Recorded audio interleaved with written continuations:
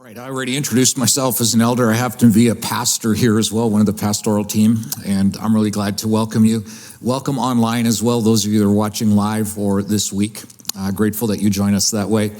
I just want to get to this in just a second, but I want to thank a couple of other elders who have termed out this last year, Bruce Broughton and Justin Peel. Thank you guys so much for your service to this church and to Jesus. You've led so well. We'll miss you on our team, but it's great to take that break as well. So blessings to you. I want to catch you up on something that if you've been around Copper Hills for 5 or 6 months, you'll know that we've been doing this. But if you're new to us, you won't know this so well. Last fall, we began a campaign to raise funds to close in the plaza area outside. And on a morning like this, do we need a closed-in plaza or what, right? So, but it's not about a closed-in plaza. It is about moving the vision that we think Jesus has given us to create space here in this community for our community to gather. And that's just additional gathering space that we can use throughout the year. So, last October or so, we presented the cost of doing that was $1.9 million. And we just simply had a conversation together and said, do we want to do this together? And if we do, maybe we could see how much we could raise together. No pressure, but let's just see what you might feel God's asking you to do. Well, this is such a cool thing. Like, we have been able to raise and pledge and been given 1.58 million of that 1.9. That means that we're within $320,000 of getting to this goal that we had. And I got to tell you, I tell people all the time, I am the pastor of the most generous group of people on planet Earth. And that's you. And you're generous because of the goodness of Jesus, and you honor him that way. So thank you for being part of that. All right, so no perfect people. What is that about? Well, some of you might have noticed that as you walk up to the plaza, there's a sign right out here. And this is what that sign looks like. If you've missed it, you want to take a look. I got to tell you, over and over again, I meet people who see the sign and they'll go, I guess I can't go to this church. No, you can. Every one of us can. I know you. Like, you're not perfect. But what you don't know is where that sign maybe came from. About maybe 15 years or so ago, I was reading a book by that title. And the idea was, it was written by a guy who said, hey, I think Jesus was about reaching everybody because everybody's imperfect. And everybody's welcome where Jesus is around. And so that kind of stuck with me and it kind of caught my attention. I didn't know that it would catch my heart. And it did 8 years ago. 8 years ago, we were in the middle of construction of this particular facility and in Caddy Corner, the kids ministry area. And we were at the place where the concrete was up and the styrofoam walls were up. And we had a blessing one night. A freelance artist came by and wanted to express his artistic interest by painting graffiti on the walls of our building.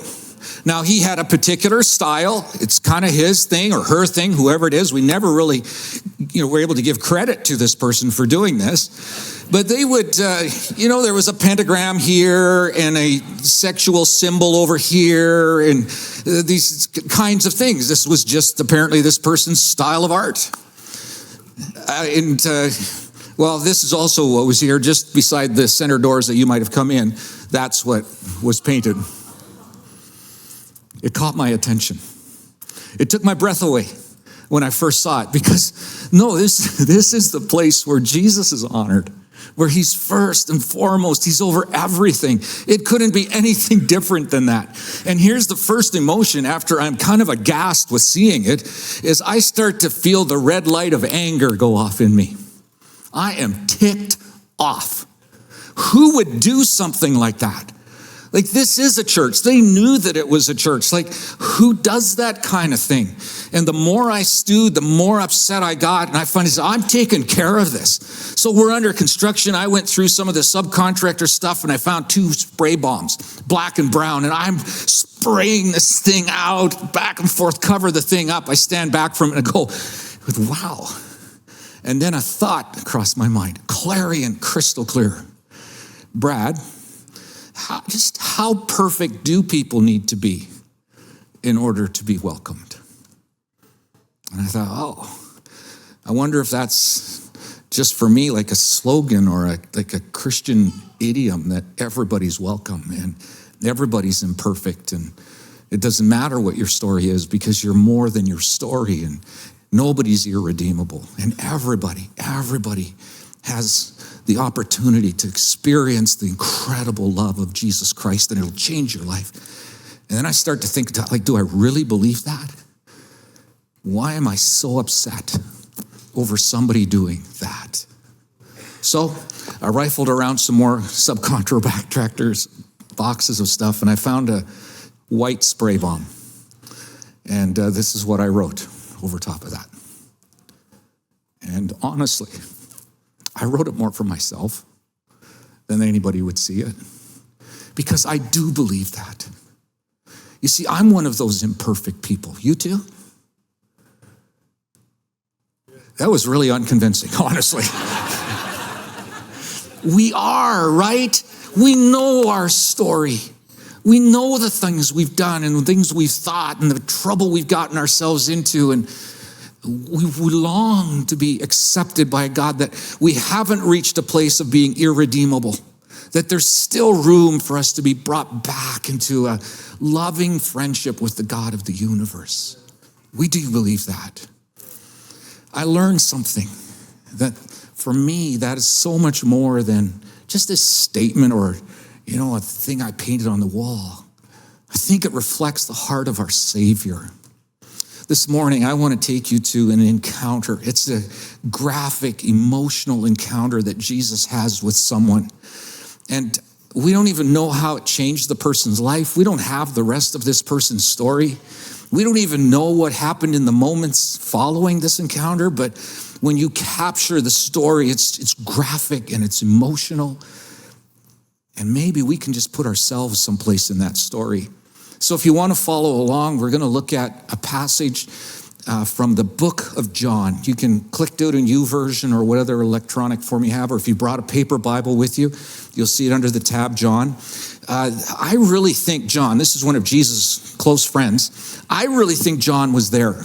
I think he saw this unfold. He doesn't say that he was. He doesn't identify himself. In fact, some have speculated this doesn't actually belong in the Bible, but I think it does. And it's just this wonderful story. So let's look at this a little bit and see a bit of the encounter of what happened. This is how it starts. It says, then they all went home. What's that? Well, very quickly. Jesus had traveled from the northern part of Israel down to Jerusalem for one of the 3 annual festivals that every male Jew would be expected to go to. This was the feast or the Festival of Tabernacles. And for the last few days, Jesus had been in the temple court, and we'll talk a little bit about that in a second, just teaching people. He had sent everybody home apparently at some point during the night before. And then he goes up to the Mount of Olives. It says, but Jesus went to the Mount of Olives, probably stayed there overnight. Jesus was known to do that kind of thing. And then at dawn, sun is rising. He heads down the Mount of Olives through the Kidron Valley up to Temple Mount. He appeared again in the temple courts where all the people gathered around him, and he sat down to teach them. Okay, a little bit of context. Context matters in this case. Here's what it looks like today. A group of us just recently saw that very thing. That is the Temple Mount. Right now, it's about a 30-acre. By the way, if you're watching this live, you're not going to see my like Darth Vader saber, like Jedi lightsaber here, but I'm pointing some things out here. So this is about 30-acre walled area. It was the Jewish most holy place. It was where God had presented and shown himself in unique kinds of ways to his people. But today, this is the Dome of the Rock. This is the Al-Aqsa Mosque. It's controlled by Muslims. That's their 3rd most sacred place. This is Mount Moriah, where it's thought that probably Abraham was about to sacrifice his son Isaac. So it's really sacred place. What I want to draw your attention to is this is the southern wall, and there are steps right in here. Let's show a closer look at that. So these are the steps. You can see some closed up gates. Those gates have been closed for like 1,000 years or more. But these were the steps that in the first century, Jesus would have walked up. So down the Mount of Olives, through the Kidron Valley, up those steps, through some gates, into the area that was Temple Mount. This is what it would have looked like in Jesus' day. So kind of the same area. It's not exactly the same, but these are the southern steps that we just looked at, an internal portal coming out these two areas here into the court of the Gentiles. Right in this area was a place that was really sacred to the Jewish people. It's where they did their ceremonial sacrifices. It's where people would bring the sheep and doves and so on, present them to the priest. The priest would sacrifice for their sins, would bleed the sheep or the animal, put it on the altar, and that was their way of being atoned for their sins. The taller part of the building right back here was the Holy of Holies. That could only be entered one time a year by the high priest to make atonement for his own sins and the sins of the nation. This is a holy, sacred site. This area right here were markets where people could buy sheep and doves and animals to be sacrificed. And if you were a foreigner, you could go there and you could exchange your money for Jewish money and be able to buy these animals. So it's in this area right here, the courtyard of the Gentiles, that Jesus entered on that day, early in the morning. And he had developed enough of a reputation within the country that when Jesus was there, crowds would gather. And that's what happens early this morning. Jesus enters this area, a crowd of people begin to gather around him, and he begins to teach what he has in his heart, the hope of a new covenant. Controversial for many, but the truth of what God was going to do through him was going to be revealed, that what he was teaching was actually the truth. A resurrection of a dead person is pretty convincing. And that's what happened. So that's the story. And then this is what happens. The teachers of the law and the Pharisees, these are the religious leaders who didn't trust Jesus, thought he was a charlatan, thought he wasn't telling the truth, but yet he was drawing people away from them to himself, and that made them jealous. So they're trying to take him out if they can because they don't believe he is who he says he is. So now they're going to trap him, and this is how they do it. It says they brought a woman caught in adultery. So what we know at this point is a woman, someplace in the city of Jerusalem likely, has a sexual encounter with someone who's not her husband, and somebody saw that. Okay, so how do you see that without looking for it? I think, I don't know, I think she was stalked. I think they sent agents, these religious leaders sent agents or a spy or somebody to look for her, to catch her. They didn't give a flying rip about her. They wanted to put Jesus on the spot, and she was simply a tool, an object for them to do that with. We're going to find that out as it goes. So they bring her to Jesus and they say, "Teacher, this woman was caught in the act of adultery." Hold on, time out. That means that somebody was actually watching this go down. Like, how invasive is that? To do that. We're going to learn some things here. There are some questions that come to mind right away. Like, here's a question. Where's the dude? Right? Where's the guy? In fact, if you go to where in the Old Testament Moses is given instructions about what to do when this kind of thing happens, do you know what it says in Deuteronomy 20:22 and in Leviticus 20:10? It says, when a man among you commits adultery, it starts with the guy. And then he and his accomplice or partner in this are to be brought before the Sanhedrin, or the body of Pharisees and so on that could judge this. And because it was such a serious thing, you had to have at least two witnesses that could say, I saw it, I was there, I experienced it, I know what happened, this is the details. They had to agree with each other because this was a capital punishment case. But that's not what's going on here. It looks like they've just kind of staked out her place. And she's the only one there.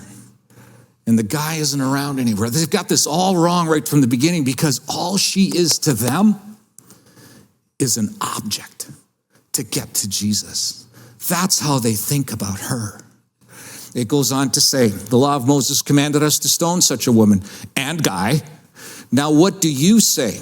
They were using this question as a trap in order as a basis of accusing him. So if Jesus says, hey, I'm with you religious leaders, he goes crossways with the Romans because the Jews didn't have the freedom to execute a capital punishment. If he goes against them, they're reciting the laws, they understand it, and the people would get turned against Jesus. So he's in this no-win situation, except it's Jesus. Always the smartest guy in the room, all the time. And he shows it, but he's not just the smartest. He has a radically different view of people, all people, and especially this woman. It's amazing what we see happen. Let's go on. It says, but Jesus bent down and he started to write on the ground with his finger. We don't know what he wrote. When they kept on questioning him, now they're badgering him, right? He straightened up and said to them, hey, let any one of you who's without sin be the first to throw a stone at her. Okay, what's he saying? We have to understand what sin is because we often misdiagnose what it is. We think of sin as a list of behaviors that are contrary to what Jesus would have us do or what God would have us do. There's 10 commandments. You don't behave in line with those. That's sin. No, it's not. Now stick with me for just a little bit here. It's really important, okay? Those are sinful behaviors. Sin happens further upstream. It happens in our hearts. It happens in our minds. It happens in those moments where we say consciously or unconsciously, I got this, God. I don't know if I need you. I don't know if I want you in this. I've got it. I'm going to take care of it. Or we say, God, you so jacked up my life in the past. I trusted you here. I'm not trusting you there. I'm going to go do it myself. Like who doesn't do that on occasion, right? That's not a behavior. It'll lead to a set of behaviors. But it starts in our hearts and our souls. That's what it is. And so Jesus is saying to these guys, you all know so much. Any of you that have never questioned God, walked away from God, done it yourself, been independent of him, just do your thing and don't want him involved, you go ahead and you get to do this first. Pick up a stone and toss it at her. It won't take many. And your problem will be taken care of. Now put yourself in the shoes of this woman. She already knew she was irredeemable. She believed every word that these religious leaders were saying, that she was just an object. We don't know that if the adultery thing was serial for her. We don't know if she had lost her own self-esteem and self-worth and she just gave herself to any man that would show attention to her. We don't know that and we can't surmise that. But you know something? I don't know of anybody that's decided to fall into the arms of someone who's not their spouse, who goes, that was great. That really turned out well for me. Let's do, no. It creates pain and sorrow and sadness. It does every time. She knew who she was.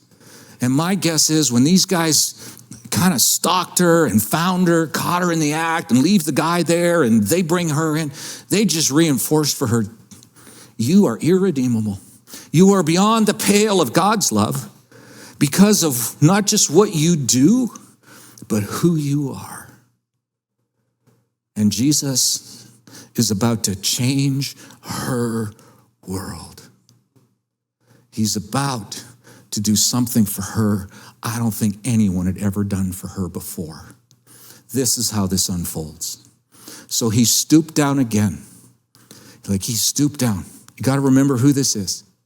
This is the God of the whole universe, preeminent over everything. Before time began, he was there. He's preeminent today in all things. He stoops down to one who was irredeemable in her own mind.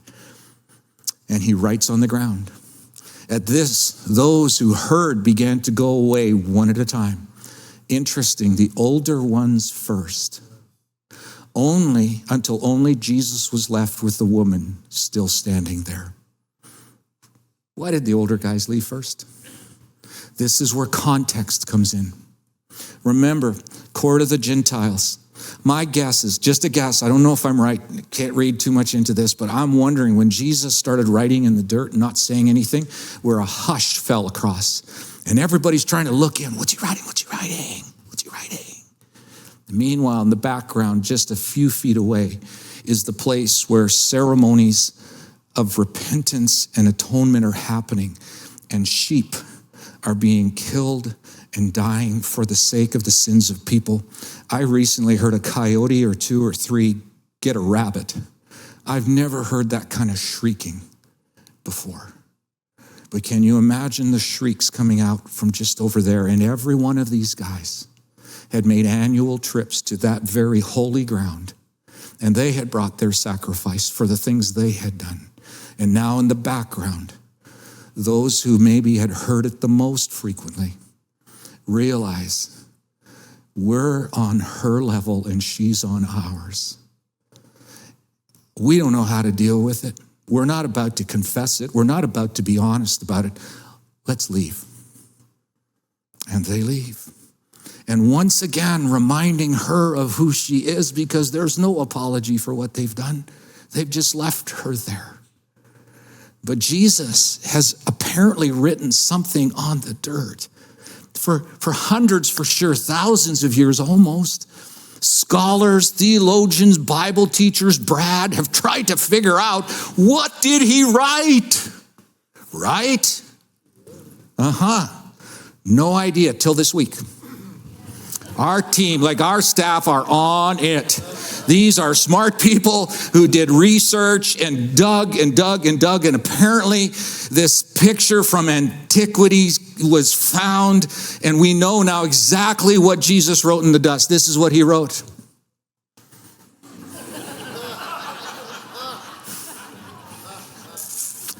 Well, maybe not. You know what he could have written? No perfect people allowed. That's what he could have written.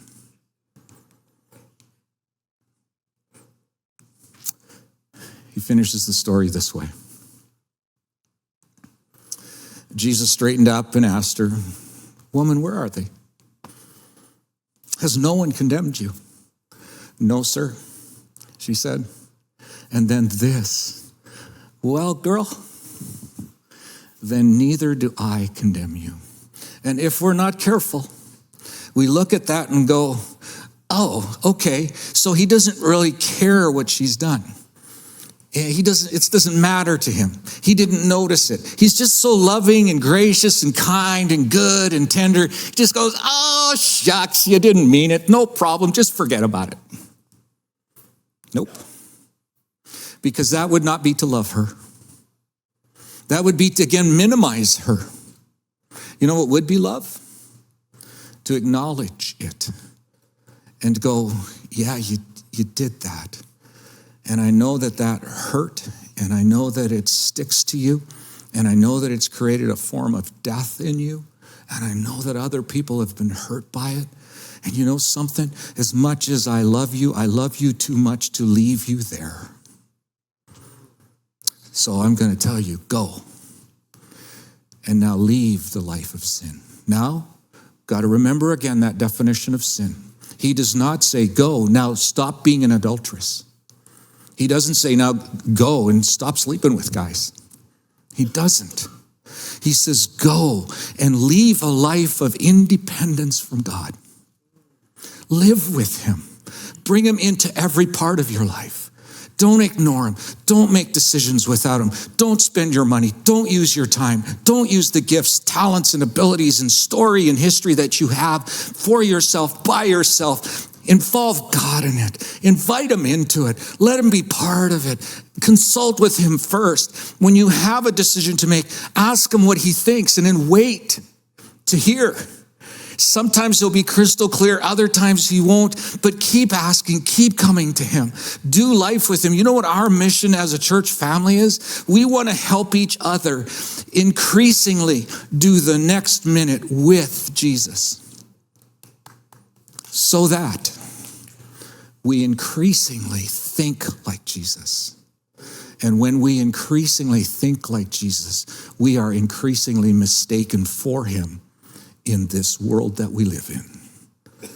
That was Jesus' idea. And he lived it out so graphically with this woman. Our sin matters to him. And he would say, nobody is free from having an independent streak in them. That will not get fully fixed till we close our eyes for the last time. Between here and there, he comes to us. If we could but see ourselves as this woman, and for some of us here today, maybe this is exactly what you need to hear. You are not irredeemable. You are not. Regardless of what you've done, it matters. We're not blowing it off, but you are not irredeemable. You're imperfect. Living with a perfect God who saw our imperfection and said, I can take care of that. I will leave my perfection behind. Get this, come on. And I'm going to go and be with you imperfect. And then the perfect me, tempted in every way without sin, is going to lay down his life so that the imperfect you can be thought of and seen as perfect by a perfect God. Get out of town. That is our story. So none of us are irredeemable, all imperfect. And that's why we're welcome at the foot of a wonderful, blood-stained, rugged cross. What a story we have. So King Jesus, there is simply none like you. You who know everything. He said, you're the smartest guy in the room all the time.